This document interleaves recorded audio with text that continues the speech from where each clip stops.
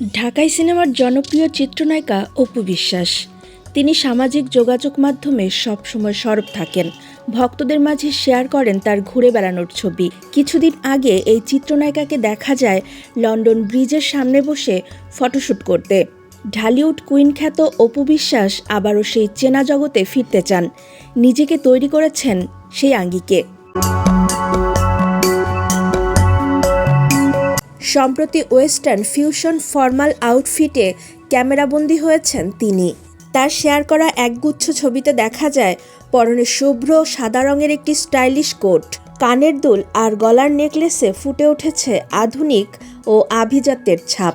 ক্যাপশনে অপু লিখেছেন, তুমি যেমনটা পেতে চাও নিজেকে ঠিক তেমনভাবেই গড়ে তোলো। এদিকে অপুকে গ্ল্যামারাস লুকে দেখে আপ্লুত নেটিজেনরা। মুহূর্তেই ছবির কমেন্ট বক্স ভরে ওঠে প্রশংসায়।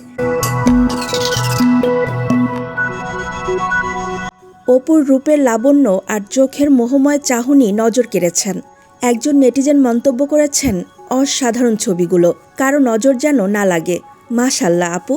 আরেক ভক্ত নিজের আবেগ প্রকাশ করে লিখেছেন, আমার হৃদয়ের আয়নাতে শুধু তোমাকেই দেখি। এর আগে নিজের সুন্দর চেহারার রহস্য নিয়ে অপু জানান, আমি যতটুকু জানি মানুষ নাকি ভালোবাসা পেলে সুন্দর হয়, তো আমি মনে হয় আমার ভক্ত দর্শক ভালোবাসার মানুষের ভালোবাসা পেয়েই সুন্দর হয়েছি।